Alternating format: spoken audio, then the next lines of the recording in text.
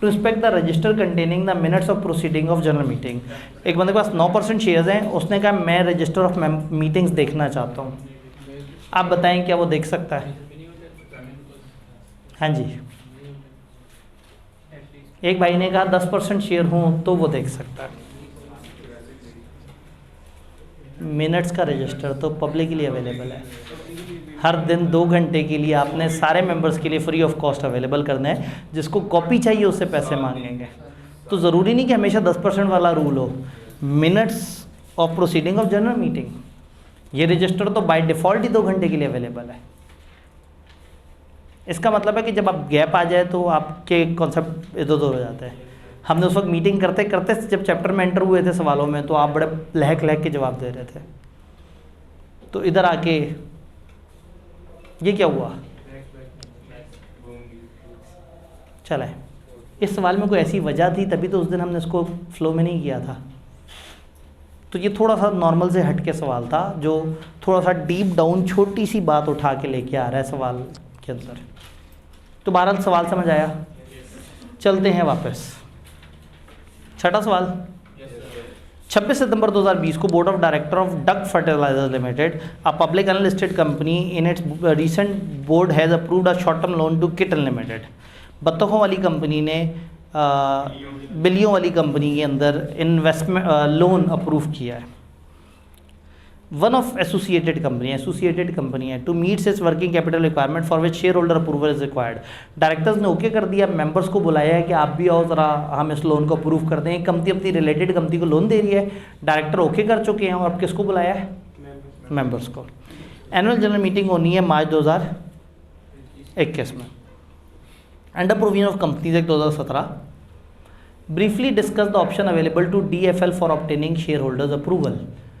DFL नामी company के पास क्या ऑप्शंस हैं लोगों से अप्रूवल लेने की? क्या क्या ऑप्शंस हैं? नोटिस के साथ वो अपना सेंड करते हैं।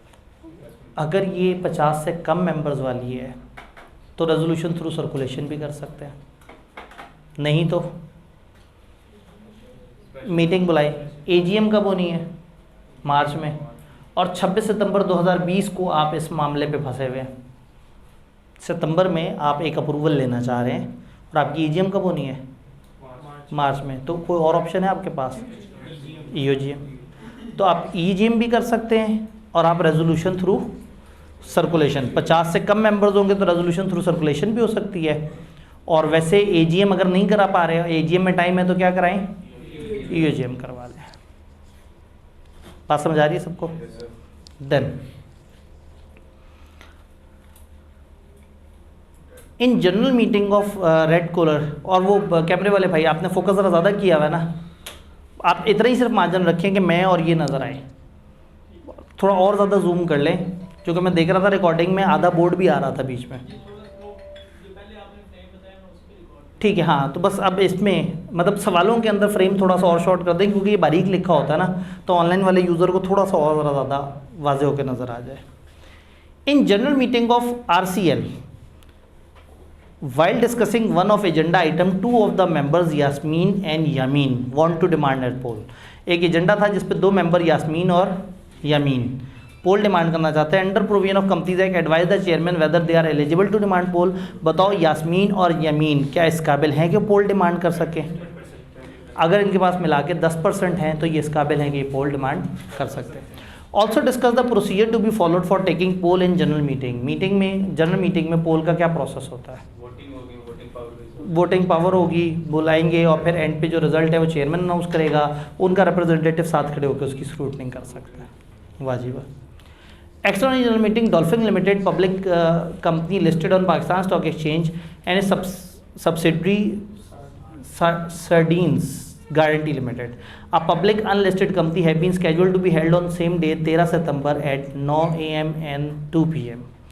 एक कंपनी है डॉल्फिन लिमिटेड, लिस्टेड कंपनी है, और एक उसकी सब्सिडरी है एक अनलिस्टेड कंपनी। दोनों की मीटिंग 13 सितंबर को होनी है, एक की सुबह 9 बजे और एक की 2 बजे। कौन सी जगह? Islamabad. Under provision of companies act identify the quorum requirement for both the companies in above situation. अब डॉल्फिन और वो एक दूसरे की होल्डिंग सब्सिडरी हैं या नहीं है, वो इस्लामाबाद में हैं या गजुमता में है? सवाल ये है कि एक लिस्टेड कंपनी और एक अनलिस्टेड कंपनी का आपने कोरम बताना है, ठीक है। तो वही 10 बंदे 25% वोटिंग पावर लिस्टेड में, 2 बंदे 25% वोटिंग पावर बाकियों में, आधा घंटा नहीं मौजूद तो क्या होगा, फलाना होगा तो क्या होगा। 6 नंबर के लिए कोरम की सारी बातें लिखने के बाद ऊपर 3 लाइनें जो छोड़ी थी उसमें लिखें following is the quorum requirement for both the companies. एक कंपनी का नाम लिखा, ब्रैकेट में लिस्टेड लिख दिया, अगली का नाम लिखा, ब्रैकेट में अनलिस्टेड लिख दिया, और नीचे लिस्टेड अनलिस्टेड से पूरा कोरम का सेक्शन लिख दिया। हमें अभी तक ना प्रॉपर लॉजिकल सवाल एक आध ही मिला है, बाकी सीधे सीधे से पॉइंट्स पूछे हुए। नहीं जी, सवाल आ गया। सवाल शुरू होता है यहाँ से। Wallet limited public unlisted company है, सर्टिफिकेट ऑफ इनकॉर्पोरेशन मिला इन्हें 1 अगस्त 2021 को। मैनेजमेंट ने डिक्लेरेशन डॉक्यूमेंट्स वगैरह रजिस्ट्रार को कमेंसमेंट ऑफ बिजनेस के दिए हैं और उन्होंने कमेंसमेंट का सर्टिफिकेट दिया है 1 अक्टूबर 2021 को। सर्टिफिकेट ऑफ इनकॉर्पोरेशन का मिला है 1 अगस्त 2021 और 1 अक्टूबर को कमेंसमेंट ऑफ बिजनेस। ये दोनों डेट जब दी हुई होती हैं तो जहन में कैलकुलेशन आनी शुरू हो जाती है, 6 महीने और 9 महीने वाली। अच्छा, अब देखते हैं इन दोनों में 3 महीने से बड़ा फ़र्क या छोटा फ़र्क तो नहीं।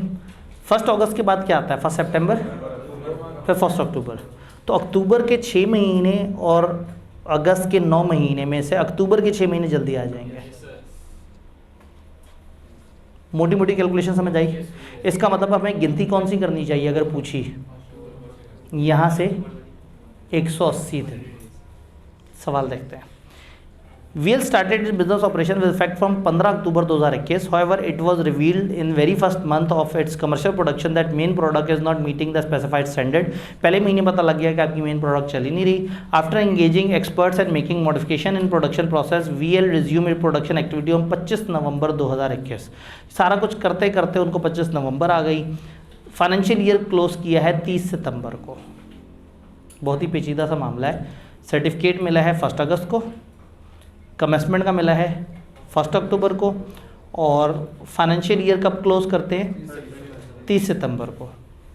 तो जब 1 अक्टूबर को कमेंसमेंट का सर्टिफिकेट मिला होगा तो 30 सितंबर तो गुजर गई होगी। इसका मतलब आप अगले साल 30 सितंबर को ये ईयर एंड क्लोज करेंगे।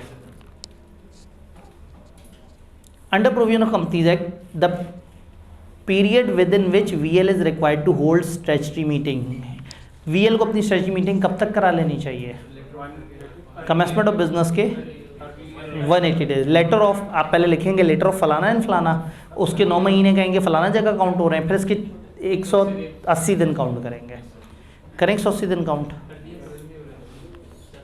सर अगर वो अपनी पहली AGM पहले करवा ले, अगर पहली AGM पहले करा लें तो भी बात बन सकती है। अभी देखते हैं, शायद उसमें भी कोई मामला हो। फिलहाल कमेंसमेंट के दिन कमेंसमेंट से काउंट करें 180 दिन। अक्टूबर 31 का होता है, तो जब हम 1 नवंबर पे जाएंगे तो 31 दिन हो चुके होंगे। जब 1 दिसंबर पे जाएंगे 61 डेज हो चुके होंगे। जब 1 जनवरी पे जाएंगे 92 हो चुके होंगे। जब 1 फरवरी पे जाएंगे, हाँ जी, 123 दिन हो चुके होंगे। फिर मज़ीद 1 फरवरी पे जाएं और 1 मार्च पे। अब सवाल है कि कितने दिन ऐड करने हैं? 28 या 29? 2022 4 पे डिवाइड होता है? सोच लें, नहीं होता, लीप ईयर नहीं है। 28 दिन और ऐड कर दें, फरवरी पूरे के 28 दिन ऐड कर दें। हमारे अभी तक कितने दिन हुए थे? 123। इसमें 28 और ऐड कर दें, 151 तक पहुंच गए। अब हमारे पास कितने दिन बच गए? 29। तो 29 मार्च डेडलाइन आ गई, तो हम वो कैलकुलेट करके बता दें। Contents that need to be included in statutory report with respect to share capital. ठीक है, शेयर कैपिटल से रिलेटेड स्टैट्यूटरी रिपोर्ट में जो जो बातें हैं वो आपने बता देनी है। शेयर से कितने पैसे आए, अलॉटमेंट कितनी हुई, फिर उससे रिलेटेड जो ऑडिटर का सर्टिफिकेट है वो। Can VL avoid holding of statutory meeting due to any reason including production issues as face by. उनको प्रोडक्शन इश्यूज आ रहे हैं, क्या वो स्टैट्यूटरी मीटिंग अपनी अवॉइड कर सकते हैं? प्रोडक्शन की वजह से नहीं कर सकते। भाई ने एक रीज़न कही थी जिस वजह से अवॉइड कर सकते हैं, अगर AGM पहले करानी पड़ रही हो। तो 30 सितंबर पे कंपनी अपना ईयर एंड बंद कर रही है। अगर कंपनी पहली एजीएम इसी टाइम लिमिट में करा ले, हो सकता है 30 सितंबर पे ईयर एंड कर रहे हो 2 ही महीने बाद और 5वें महीने में मीटिंग भी कराते हैं। तो अगर पहली एजीएम पहले करा ली इन्होंने तो फिर क्या होगा, पिस्टैची मीटिंग अवॉइड हो सकती है। क्लियर है सवाल? दूसरा बड़ा सवाल है, इसे बाद में पढ़ते हैं, पहले पहला सवाल पढ़ लेते हैं। वो कौन सा छोटा है? DCL was incorporated on 1st July 2021 as an unlisted company and all the 7 subscribers were appointed as DCL director। एक कंपनी है, उसके 7 मेंबर्स थे और सातों के सातों सब्सक्राइबर डायरेक्टर बन गए। ये एक अनलिस्टेड कंपनी है। 8 सितंबर 2022 को एक urgent meeting of DCL board was held to discuss the fire occurred in the office building. Office building में फायर लगी थी, उसको डिस्कस किया। Among other matter chief executive also inform the board that all financial records were lost and data from backup server has not been restored. He further informed that IT team is confident that they will restore the data by next week। उन्होंने कहा सब कुछ उड़ गया है, backup हमारे out हो गए हैं, लेकिन IT वाले अच्छे लोग हैं, उन्होंने कहा 1 हफ्ते के अंदर अंदर हम आपको डाटा रिकवर करके दे देंगे। कब बताया ये? 8 सितंबर 2022 को। कंपनी कब बनी है? 1 जुलाई 2021 को। Okay. The audit of DCL financial statement for year ended 30 जून is yet to be completed. अभी ऑडिट कंप्लीट होना है and due to this fire incident it is not possible to complete it before 15 दिसंबर 2022। इस आग की वजह से 15 दिसंबर 2022 से पहले पहले ऑडिट कंप्लीट नहीं होता लग रहा, तो एनुअल जनरल मीटिंग भी 22 अक्टूबर को नहीं हो सकेगी। कुछ मसले हैं, आग लग गई है, कुछ डाटा का मसला है, फिर वो कह रहे हैं कि हमारी AGM भी टाइम पे नहीं हो सके शायद। Under provision of companies act state the responsibility of DCL director in given scenario.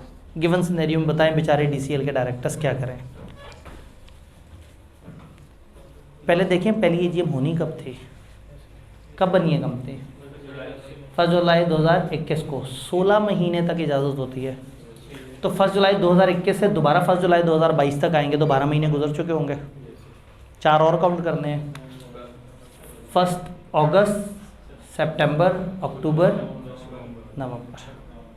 1 नवंबर तक हम कर सकते हैं। उन्होंने कहा जनरल मीटिंग हमने प्लान की थी 22 अक्टूबर को, वो नहीं हो सकेगी क्योंकि गड़बड़ आ गई है। ऊपर वाले वो कह रहे हैं हफ्ते तक गड़बड़ ठीक हो सकती है। तो अगर हम 1 नवंबर तक मीटिंग करा लें फिर तो हमें टेंशन नहीं है। तो पहले हम देखेंगे कि क्या हम 1 नवंबर तक मीटिंग करा सकते हैं। अगर नहीं करा पाए तो फिर देखेंगे कि हम एक्सटेंशन की तरफ जा सकते हैं।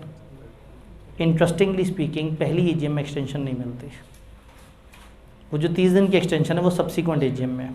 तो अब जिम्मेदारी इनकी ये है कि जल्दी जल्दी से रिस्टोर करें और सारे प्लान को अपना पक्का करें ताकि एनुअल जनरल मीटिंग ज़्यादा से ज़्यादा 22 से 1 हफ्ता डिले हो, उससे आगे ना जाए, ताकि 1 नवंबर तक हमारी AGM हो सके। तो फिर AGM की हमने पहले टाइमलाइन बतानी है, फिर कहना है कि उसमें एक्सटेंशन नहीं मिल सकती, फर्स्ट AGM है, फिर बता देना ये आग वाला इशू, फिर बता देना IT वाले हफ्ते की रिस्टोर का कह रहे हैं। तो डायरेक्टर की जिम्मेदारी है कि सही से काम करके किसी तरह से रिस्टोर कर लें।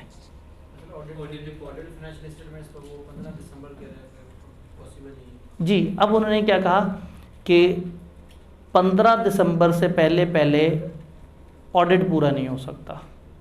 अब जब ऑडिट पूरा नहीं हो सकता तो फिर ऑडिटर की रिपोर्ट कहाँ से आएगी? फंस गए। साल में एक दफ़ा AGM होना, लेकिन वो ये पहला है, कंपनी अभी बनी है, पहले में हमारे पास गुंजाइश है, लेकिन गुंजाइश भी 1 नवंबर तक की है ना, क्या करें?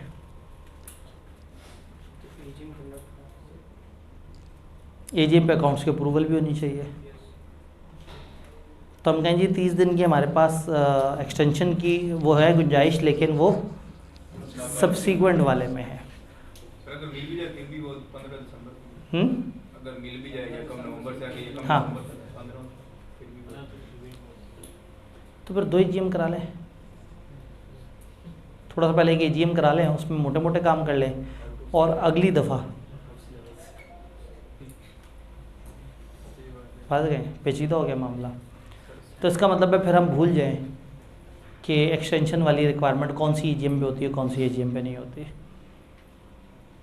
हम वो करवा लें। ये कौन सी कंपनी है? अनलिस्टेड कंपनी है, पब्लिक है, स्टेज मीटिंग करा लें पहले।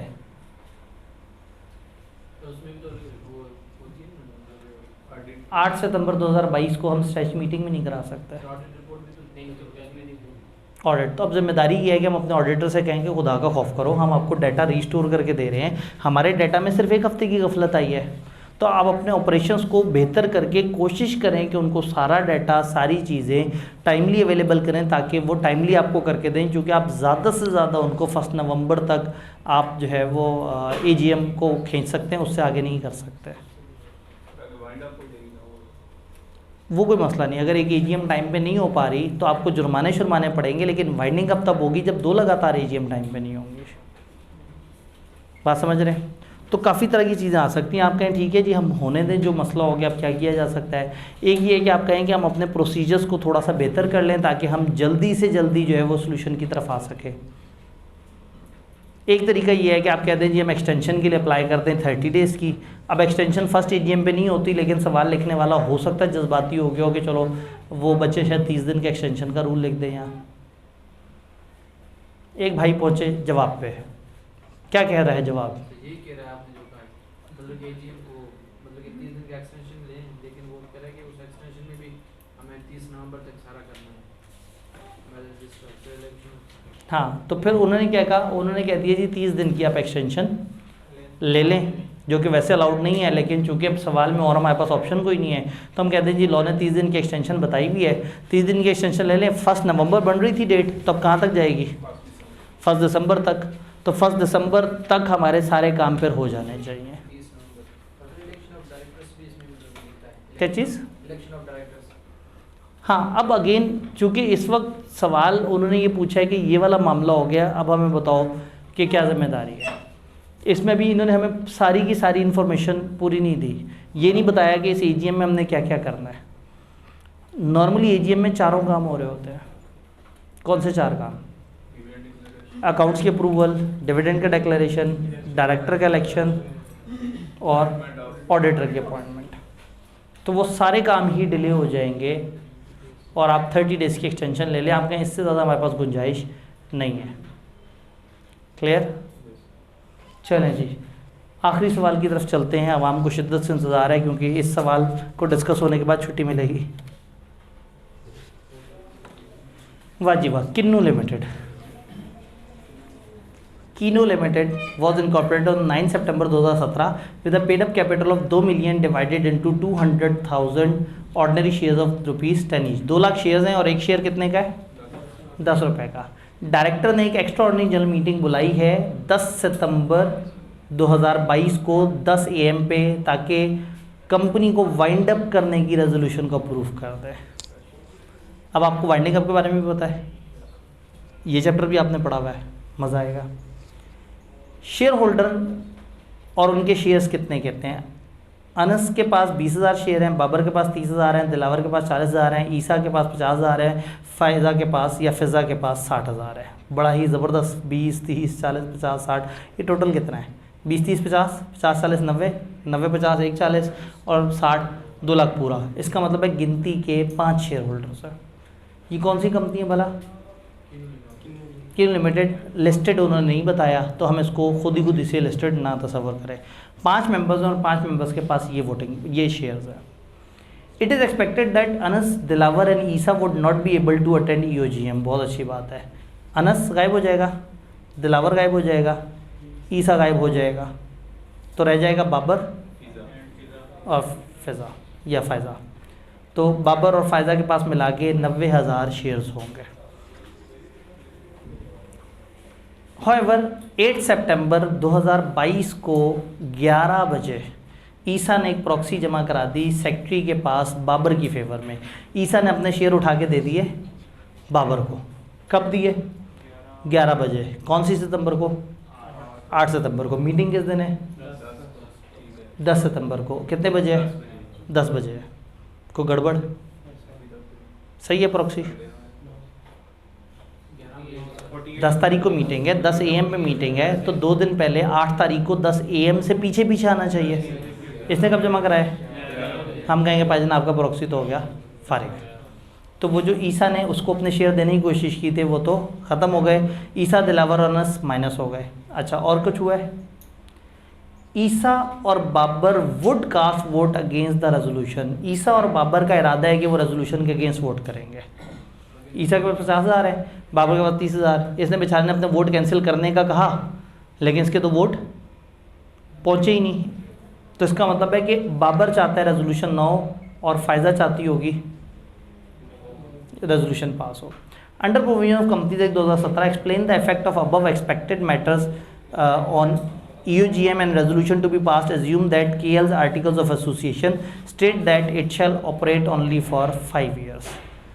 अगर आर्टिकल्स ऑफ एसोसिएशन में लिखा था कि कंपनी 5 साल के लिए बनी है खाली, और 2017 में ये बने हैं और 2022 में ये सोच रहे हैं, तो अगर आर्टिकल्स में लिखा है कि हम बने ही 5 साल के लिए हैं, जब आर्टिकल्स में एक टाइम लिखा हुआ होता है और आप वाइंड अप की तरफ जाना चाहते हैं, तो स्पेशल रेजोल्यूशन पास करनी होती है या ऑर्डिनरी रेजोल्यूशन पास करनी होती है? अगर आर्टिकल्स में पहले से लिखा है तो ऑर्डिनरी रेजोल्यूशन पास होती है, और ना लिखा हुआ तो स्पेशल रेजोल्यूशन। तो अगर आर्टिकल्स में लिखा हुआ है कि आप 5 साल के लिए हैं, तो आप कहेंगे पर आर्टिकल्स में अगर लिखा है तो 5 साल पूरे होने पे सिर्फ एक सादा रेजोल्यूशन पास होगी और कंपनी वाइंड अप हो जाएगी। अब सादा रेजोल्यूशन में 2 बंदे हैं, बाबर और फिज़ा। फिज़ा चाहती है कि हो जाए और बाबर चाहता है कि ना हो। तो फिज़ा के पास 60,000 आउट ऑफ 90,000, 2/3 मेजॉरिटी है, और ऑर्डिनरी रेजोल्यूशन के लिए कितनी चाहिए?